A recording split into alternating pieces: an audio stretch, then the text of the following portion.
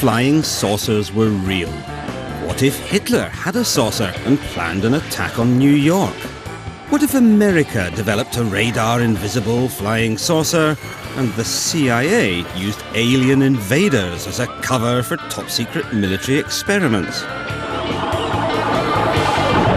Tonight, we reveal that all of that is true.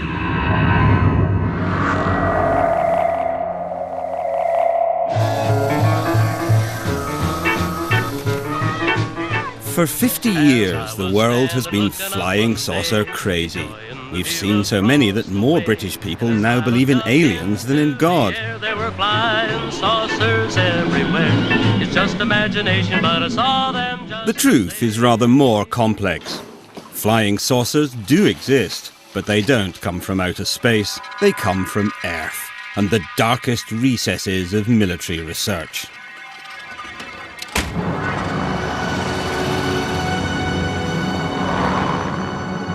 It all began in 1932 in Bucharest, when this man, a flight engineer called Henry Coanda, made an extraordinary discovery using a disc-shaped flying object. One of the first people to see Coanda's experiments was then a 20-year-old aeronautical student called Radu Manicatide.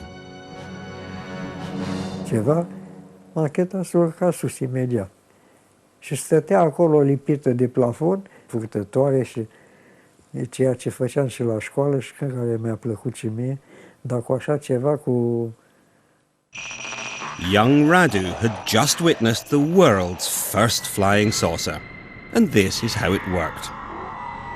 If you draw air down onto a curved shape like a saucer, it follows the surface of that shape. By literally sucking the air from above his saucer so it flowed round and underneath, Coanda found he could both lower the air pressure above and raise it below, causing the craft to levitate. This became known as the Coanda effect. It's the principle at the heart of saucer flight. La care nu mă gândisem niciodată. Eu eram pentru zbor obișnuit cu aripi.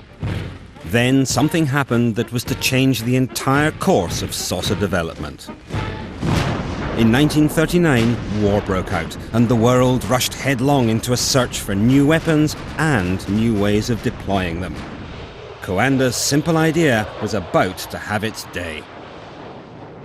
Nazi technology chief Werner von Braun led the development of new weapons from his top-secret headquarters in Peenemünde in Germany.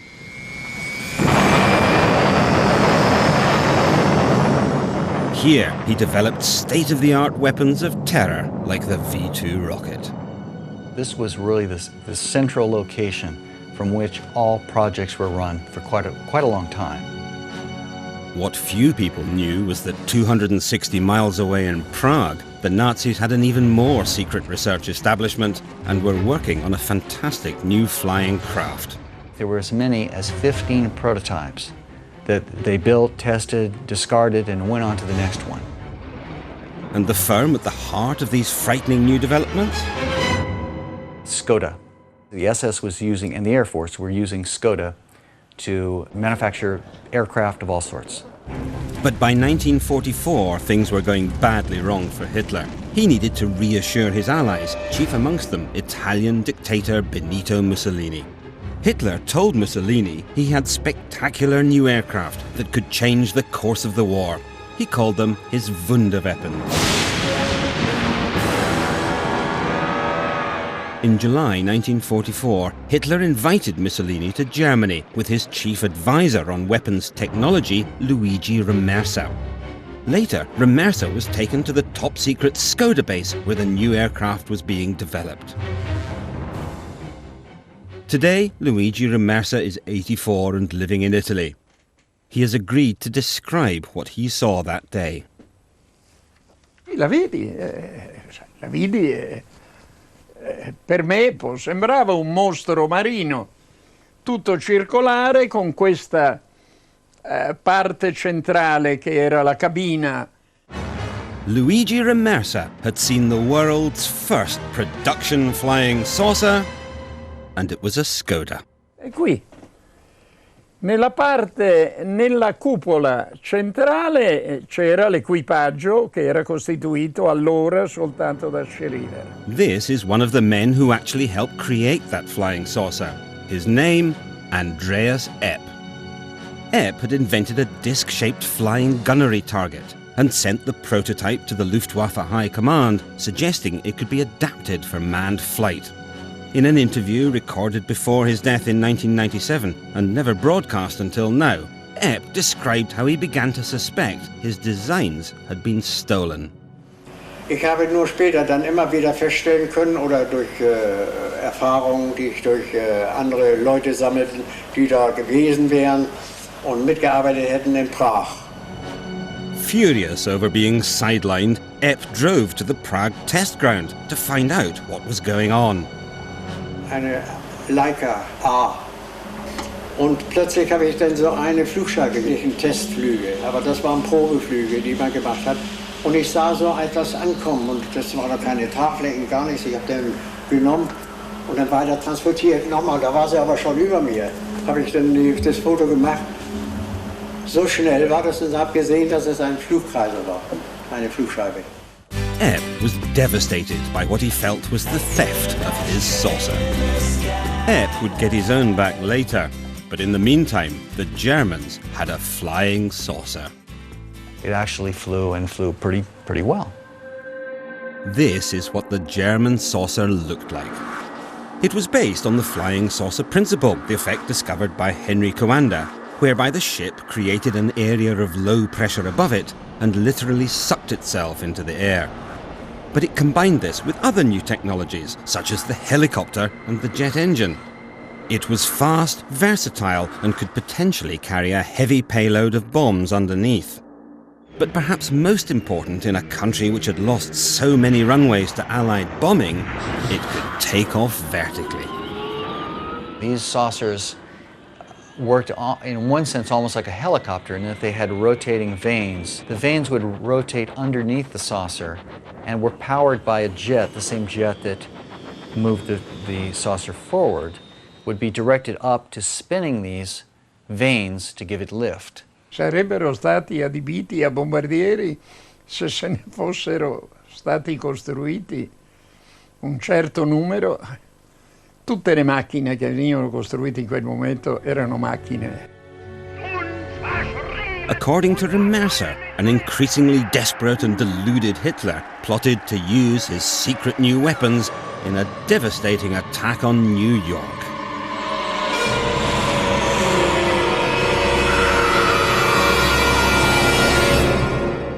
Che durante un discorso Hitler avesse detto «Dio mi perdoni gli ultimi 5 minuti di guerra». It never happened, of course. The Russians were advancing on Prague, and while the German rearguard fought desperately on the streets, the scientists in the Skoda plant tried to destroy the evidence of their research. Il campo venne distrutto con cariche di dinamite e la trottola saltò in aria con il resto del materiale. They pushed the saucers from their hangars onto the tarmac, put explosive charges in, and blew them up and let them burn right there on the tarmac in front of everyone. They destroyed the saucers themselves, but the Nazi scientists who built them had survived, and the victorious Allies turned on each other in a fight to get them. So who would win the race for the secrets of the saucerman?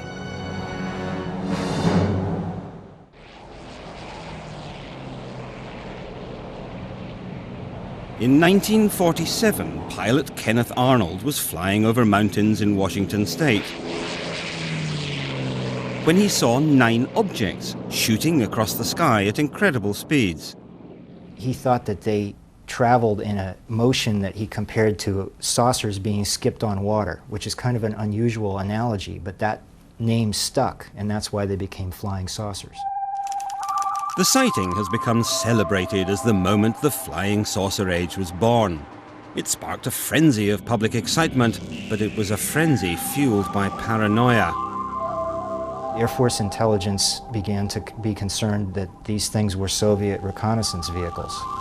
Because this was the start of the Cold War. In public, West and East mounted huge displays of their biggest and best military hardware. But there was a secret war too, a ruthless competition to acquire Nazi science and Nazi scientists.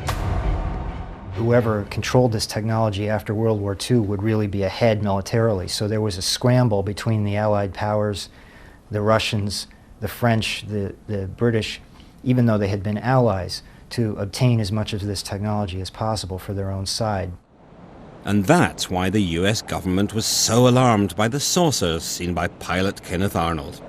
As this secret document shows, it meant Russia had acquired German flying saucer technology and was building them.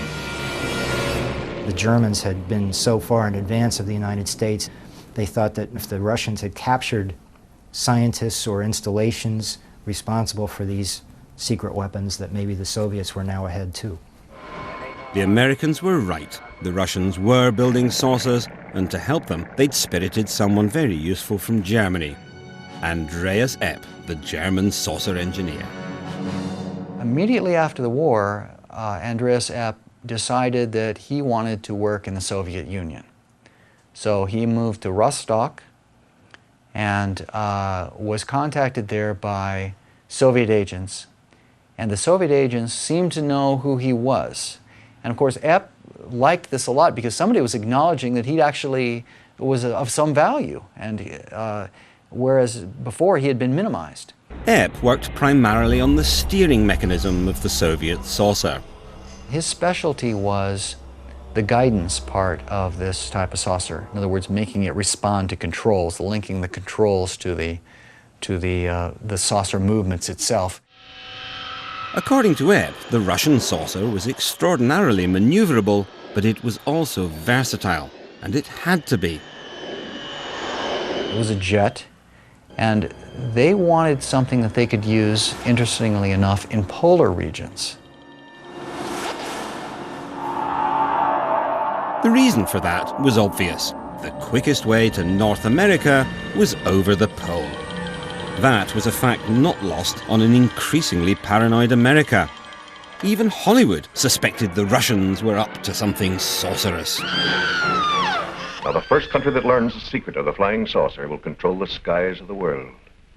And I don't want that country to be Russia. A lot of the sightings were in the northwest part of the United States. It was near the Boeing plant in Seattle, where all of the U.S. bombers were built. And it was also near the Hanford nuclear reservation in Washington state, where the plutonium for the nuclear bombs was produced. They were very strategically sensitive parts of the United States, and it was the closest part of the United States to the Soviet Union. So it's where they would have expected Soviet planes to come.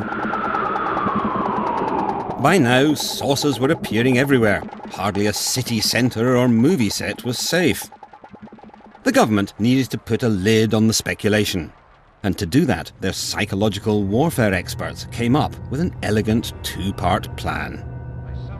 First, a senior military figure would firmly deny that anything was happening at all, but as a backup, they'd set rumours flying that the saucers came from outer space. I delivered the message. Now what? The plan was launched at a press conference in the Pentagon. It was July 1952, and a definitive moment in the history of spin. This is Major General John A. Samford, Director of Intelligence, United States Air Force, who conducted the conference. Samford's job was to deny there was anything significant about the reported sightings. It does not contain any pattern of purpose or of consistency that we can relate to any conceivable threat to the United States. To argue the alien invader theory, they put a pulp magazine writer, retired Major Donald Keyhoe, on the same platform as the Major. Major Keyhoe, as author of the book Flying Saucers Are Real, what is your opinion of these new sightings of unidentified objects?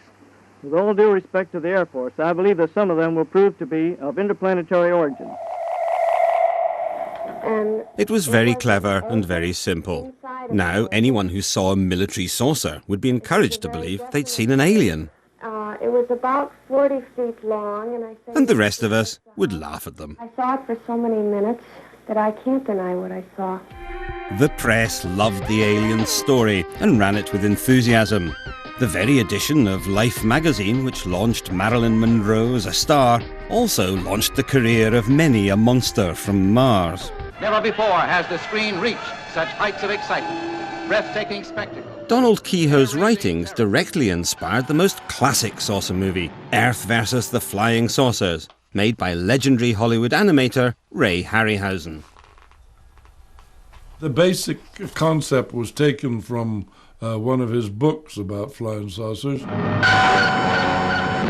I understand that the government has made a lot of experiments with round flying objects, and which they kept quiet, and so they probably encouraged the idea that they were aliens from outer space.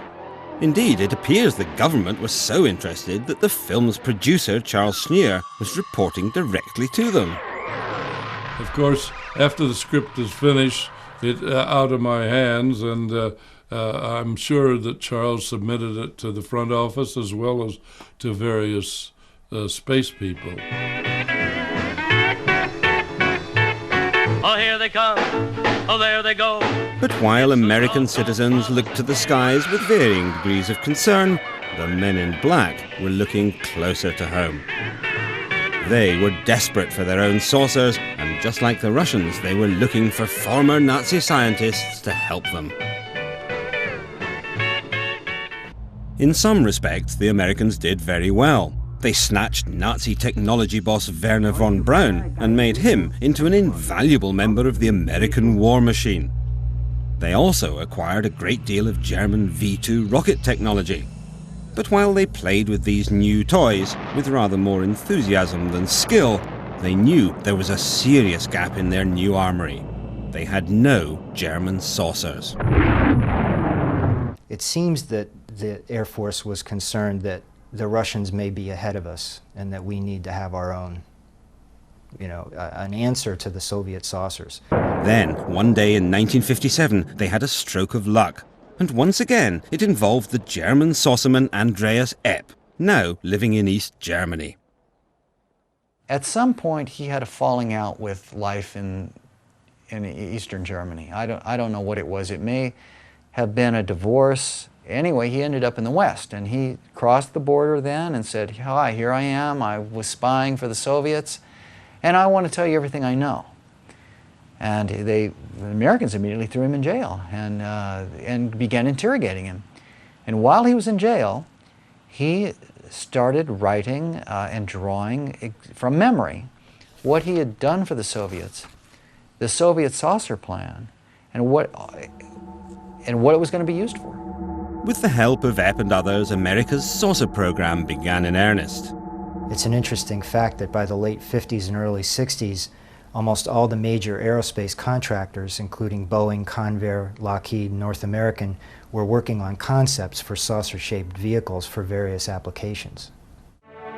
This is Lockheed's California division, senior member of the Lockheed family, birthplace of an always exciting family of wings. Lockheed was working on a number of saucer designs for the US Air Force. They all have a central engine that would point downward, and the aircraft would take off straight up, transition into horizontal flight, accelerate to very high speed, and then fly at over 100,000 feet. And this was very advanced thinking for the time. The Lockheed engineers were working on a saucer which used a central jet driving a rotor to create the Coanda or flying saucer effect. Once airborne, it redirected its jet to travel horizontally at supersonic speeds. But Lockheed wasn't the only US corporation working on this technology. Convair was one of the other major aircraft companies in the 1950s and 60s. Like Lockheed, Convair had both secret projects and a public face. In this case, Hollywood star James Stewart. Well, that was quite a day I had there. Believe me, that's quite an airplane. In the 50s and 60s, Bob Widmar was a senior designer for Convair and a key member of the team which built the B-58 Hustler. In the early 60s, it was the fastest plane on Earth. Well, that really got me excited. After all, the bird flies Mach 2. Now, Mach 2, that's 2 times as fast as the speed of sound. But Bob Widmar didn't just design jet aircraft. In the late 50s, he was given a stunning new brief to design an aircraft which was invisible. Invisible, at least, to radar. You had to be able to be non-detectable 360 degrees, because even at that time, the Russian radars began being hooked up together.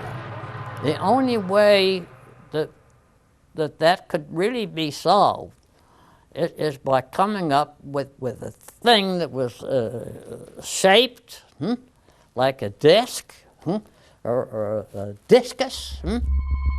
In other words, Bob had to build a flying saucer because the military had realized that a flying saucer would make a perfect stealth craft. Conventional planes are detectable by radar because surfaces at right angles to a radar beam reflect back. A disc or flying saucer, on the other hand, sends back diffuse and confusing signals. The prospect of a radar-invisible aircraft had caused great excitement in military circles, and one day some shadowy figures called on Bob. When they first came out, I didn't know who they were. They didn't tell me, hey, I'm coming in here from the CIA, hey, look at my badge. Oh, they made me a member of the club. I didn't know that was the CIA that came. That shows you how goddamn secret that they were. In fact, the CIA was being even more mysterious than usual, because they weren't just fighting America's enemies, they'd been fighting each other. A secret turf war with the US Air Force over who should run spy planes. Bob reluctantly agreed to work on the project, the design of a radar-invisible, saucer-shaped object. I never would want to do it again, to have to live under that kind of a climate. You couldn't talk to anybody except at certain places that they selected. The project was so highly classified it was not supposed to exist, a condition of absolute deniability known as a black project. There's all kinds of black. I'm talking about the extreme black. I have lived through the extreme black. Bob's project has never been declassified, and the CIA removed all his records and designs. Well, I guess that just about sums up the story. Or does it? Because while the CIA was keeping Bob in the dark, another craft was being brought into the light.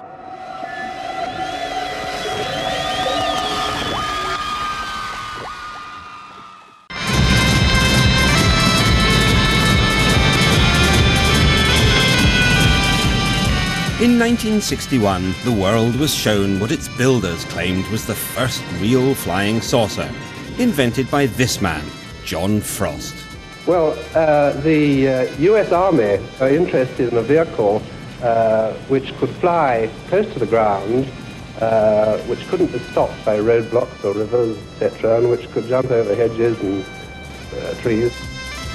There were, however, real problems with the Avro car, as Doug Garland, one of the wind tunnel engineers, remembers. We tested the Avro car in the tunnel, but it was very unstable. You know, if you throw a plate or a hubcap on the ground, it will tend to roll around like this. And the Avro car had a tendency to do that. In fact, when the Avro car was first revealed to the public, the whole project had actually already been abandoned. In truth, the Avro car was not a flying saucer at all. It was actually the world's first hovercraft. It was also the almost accidental byproduct of a very secret and far more ambitious project, a project which had everything to do with flying saucers. Quick question, do you believe in flying saucers? Not in the sense that people believe they come from Mars and places like that, no. John Frost didn't believe in flying saucers from Mars, but he did believe in flying saucers because secretly he was building one.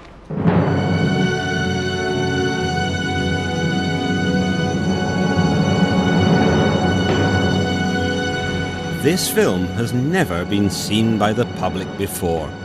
Made strictly for the eyes of security-cleared military personnel, it records the work of Avro's top-secret Special Projects team, led by John Frost. The 6 Viper engine test assembly was built by Avro Aircraft Limited to develop a power plant for an airplane of circular plan form. It consists of a basic airframe of 6 sections, excluding the outer wing, operator's cab, air intake roofs, and the flying controls. Frost was building a huge jet-powered supersonic flying saucer, codenamed Project Y2 or Weapons System 606A. On completion, it is anticipated that a considerable advancement will have been made toward the advent of disk flight. And it too utilized German saucer technology. John Frost was aware of wartime research that the Germans had carried out in flying saucer developments that were possibly the basis of what he saw all across the world as the real flying saucers in the sky. And that almost came at a time when the CIA was funding some research into a design concept much like the flying saucer he had in mind. The US military was excited by the vision that Frost presented. These original secret project specs for the saucer showed it could fly higher and faster than any craft or weapon system then available. Air Force documents are ambiguous about what the purpose of the saucer was. They mention it being possibly used as a special reconnaissance weapon system. Given the performance that Avro thought they could get from this vehicle, it would be able to evade any defenses and, attack any other plane with impunity. The military enthusiastically pumped huge quantities of money into his project. The Special Projects Group then became an entity unto itself.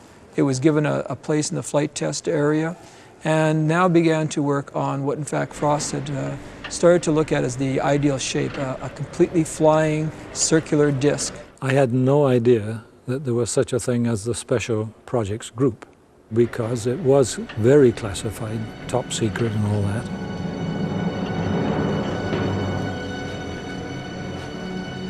Oh, we had guards at all the entrances all the time, and you had to have a special badge, with a special colored dot on it to allow you into the special projects area.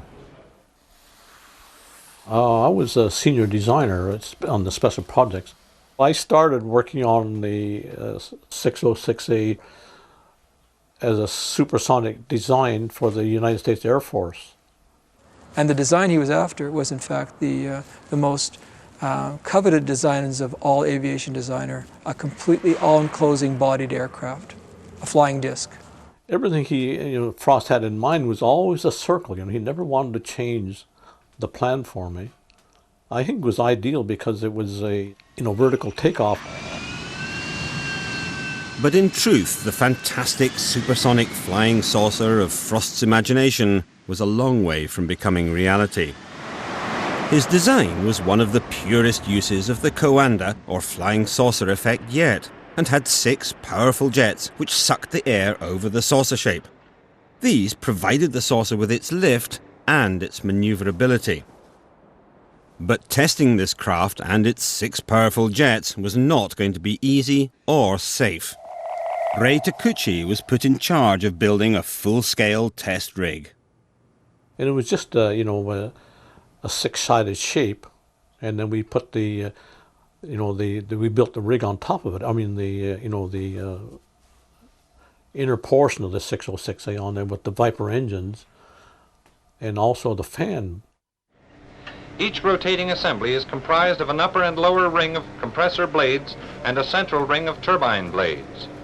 The turbine blades are aligned with an exhaust duct, which is incorporated in the stationary structure. Each section houses an Armstrong Siddeley Viper engine, which serves as a gas generator to drive a centrally located turbine compressor combination. It is in fact a full-size, full-scale aircraft built into a concrete building to be testing the engines and systems of what will in fact be Weapons Systems 606A. The saucers were supposed to have tremendous performance because the engine was huge. It was almost 30 feet in diameter, and it would have produced so much thrust that the aircraft could have taken off straight up and flown at 2,000 to 3,000 miles an hour, according to their estimates. Air enters the compressor and after passing through the inner wing is discharged through a series of metered apertures. Then came the testing period. What they were trying to do was tie down one of the most powerful supersonic aircraft ever built. It was a daunting task. As a safety precaution during the operation of the brig, the rotor section is enclosed within a steel guard. When John Frost, in fact, has one run away with in fact, full power, the building is cleared in the imminent threat of, in fact, an explosion. Once the fuel cells in the aircraft would blow up, the entire building would, in fact, be destroyed. It was a terrifying moment. The engine was out of control and about to destroy the entire saucer project. One of the engineers that happens upon the scene walks into the building and simply removes the fuel line from the runaway engine. It gradually comes to a stop.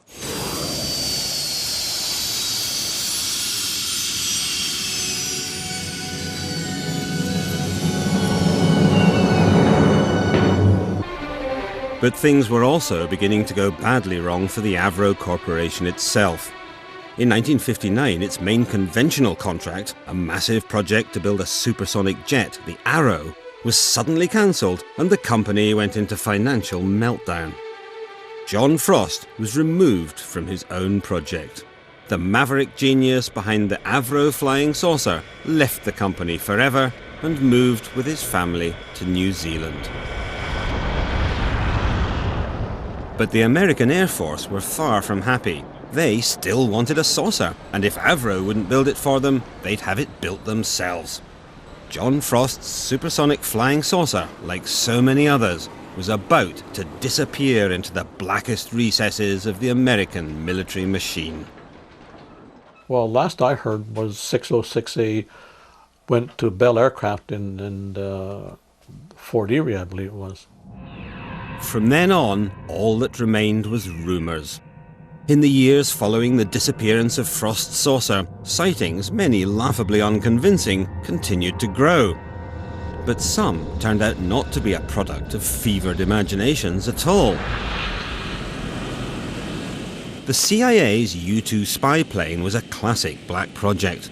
It operated in absolute secrecy for over 8 years and would have remained secret to this day had it not been for the dramatic events of 1960, when U-2 pilot Gary Powers was shot down over Russia and then held for 2 years before being traded for a Russian spy.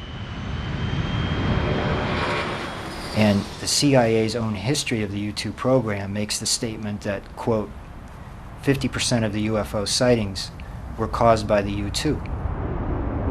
The U-2 flew on the edge of space, higher than anyone believed a plane could fly. Hardly surprising then that any glimpse, particularly from another plane, would provoke wonder and fear. But if the U-2 debacle proved one thing, it was that unless your secret craft actually crashes, alien flying saucers make a fantastic cover story. And if your secret craft actually is a flying saucer, you can keep the pretense up for years. You frighten me when you talk like that. Frost's saucer disappeared into the intense blackness of official secrecy. And America's amateur UFO spotters moved up a gear. In Washington, a private unofficial group known as NICAP, National Investigations Committee on Aerial Phenomena, called a news conference and reopened an old argument with the Air Force. NICAP was the main voice of the alien flying saucer theory. It was led by the pulp fiction writer who had first launched the idea at that extraordinary press conference back in 1952. 14 years later, he was still hunting aliens. NICAP's director, Major Donald E. Kehoe, a retired Marine Corps officer, insisted that the Air Force knew more than it was telling. We are being observed by some type of device which is ahead of us, far ahead of us, and is probably controlled by a highly advanced superior civilization. And for the umpteenth time in as many years, the Air Force, called before a congressional committee, said it was hiding nothing. Air Force Secretary Harold Brown. We have not been hiding anything. It all seemed so straightforward. The amateurs accused the military of covering up an imminent alien invasion, and the military deny it. So no one looks at the third possibility, that the UFOs are military craft. How lucky for the government that these enthusiastic amateurs were so well organised. We believe that UFOs are real, that they are from outer space, and that they are intelligently controlled. Except their organisation wasn't a product of luck at all. NICAP was led by men from the shadows. Board members included Roscoe Hillenkoetter, the CIA's first director, and a CIA operative, Bernard J.O. Carvello. NICAP's first manager was Nicholas de Rochefort of the CIA's Psychological Warfare Division, and when Kehoe resigned as chairman of NICAP, he was replaced by Joseph Bryan, also of the CIA's Psychological Warfare staff. But what of Kehoe himself? These things were interplanetary spaceships. Was he a genuine believer in alien flying saucers? Or did he have any connection with America's military research into German flying saucer technology? One man who might know was the German saucer engineer Andreas Epp, who'd gone over to the Americans. In an interview recorded in 1997, he came up with a remarkable answer to this question.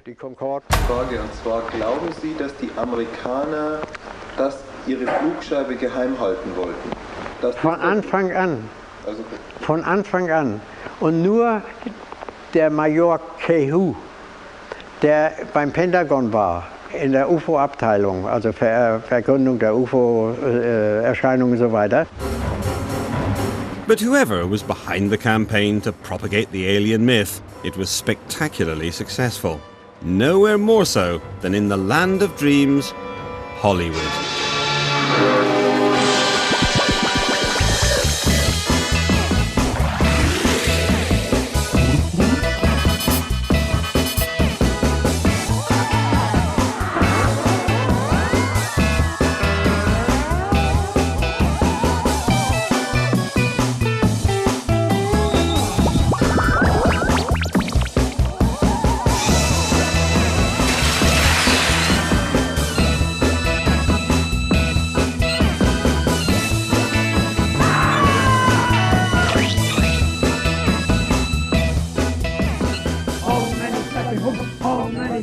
It even sparked a religion.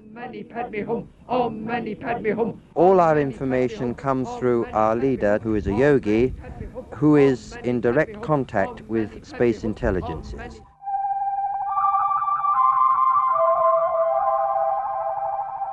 We are your friends.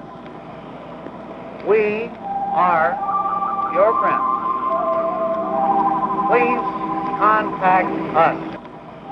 Then, on the 11th of November 1987, they did. It all began when a successful businessman called Ed Walters saw a strange light above his garden. He grabbed his camera and took this photograph. It was the first of dozens of sightings over the next few years. Oh my God!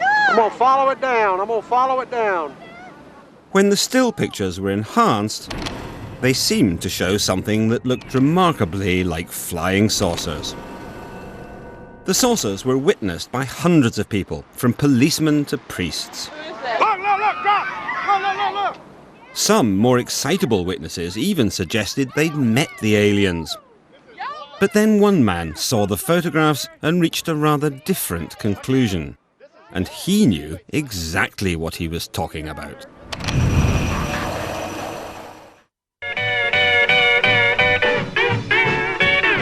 Gulf Breeze, Florida.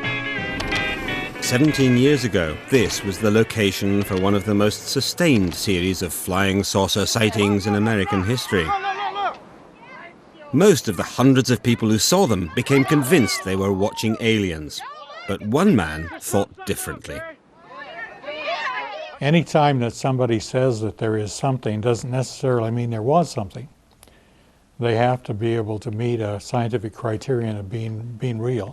Upon coming across the Gulf breeze sightings, however, the configuration was radical enough that we could see up inside.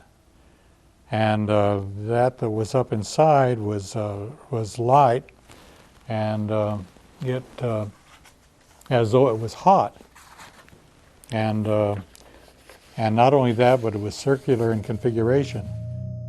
Boyd Bushman thought he recognized what was powering these saucers, and he recognized it because he himself had worked on the technology.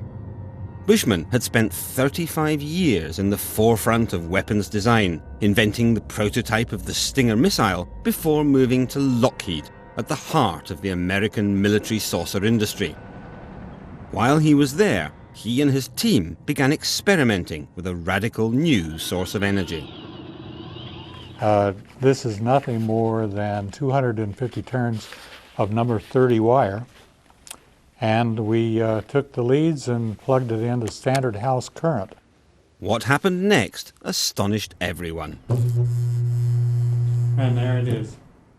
Even now, Bushman doesn't fully understand how this works.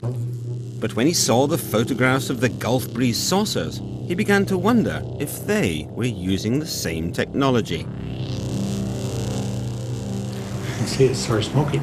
This experimental coil is extremely dangerous and becomes very hot within seconds. But Boyd believes that explains the white glow inside the Gulf breeze saucers, which he thinks are unmanned drones. If you modify the voltages and the frequencies, this configuration may well fly. In fact, should fly perfectly well. And we believe that that's what the people in the Gulf breeze experiment did. So who were those people? He believes the saucers are another top-secret project developed by the US military. It was probably nothing more than another branch of us. We have many, many little caveats of top-secret areas. I've been in many of them. I did indeed stumble across this and probably did develop it. And they did indeed have it, choose that area to demonstrate this technology. They are devious and capable of doing this and worse. They've certainly been devious before. In the 1970s, there were a series of dramatic sightings of UFOs, but these were different. Many seemed to be triangular rather than circular. Speculation among the UFO spotters became frenzied. But then, this man came on the scene. His name is Jim Goodall, and he is, by day, a curator at the Museum of Flight in Seattle. But in his spare time, he does something else. I go out in the desert when I have a chance. I've been out there over the last 15 years, about 80 some odd times. Jim visits top-secret aviation sites to photograph America's covert black projects. The best way to avoid being spotted is to rent a vehicle that's neutral in color. I had some infrared suppressive camouflage netting. I put that over the vehicle, throw some sagebrush on top of it, and they look around, they don't see anything that's obvious. In 1988, Jim took a photograph of a craft that had been shrouded in the blackest secrecy for over 10 years. I had my cameras out. I heard something take off. I saw a T-38 in the air, which I identified. And then over my head came an F-117. The F-117 is the stealth fighter. For over a decade, it had been flying in the skies over America, any sightings conveniently explained away by the alien myth. I went through a 36 exposure roll of Kodachrome, and I had, I think, 2 frames that weren't fuzzy. or blurred. I was shaking so much. It was one of the more exciting times of my life. What I shot was this, this image right here. With this photograph, Jim revealed the truth of the triangular sightings. If you look at an F-117 head on, it looks like a flying saucer. So if you can't identify it, it's an unidentified thing. So if you don't know what it is and it's in the air, it's a UFO, an unidentified flying object. In the years following Jim's photograph, the flurry of triangular sightings abated, but the sightings of circular craft did not. Just last month, the Mexican Air Force released some extraordinary UFO footage shot by their pilots using infrared imagery. Bizarrely, although 11 craft could be seen, only 3 registered on radar. So, have the real aliens finally arrived? Or could these saucers too have something to do with the American military? Now, a dear friend of mine was named Ben R. Rich. He replaced Kelly Johnson at the Lockheed Skunk Works. And about 10 days before he died, I was speaking to Ben, but he told me, he said, Jim, we have things out in the desert that are 50 years beyond what you can comprehend. They have about 4,500 people at the Lockheed Skunk Works. What have they been doing for the last 20 some odd years? They're building something. Dad, when you're out there, did you see anything? Let's not start that flying saucer nonsense again.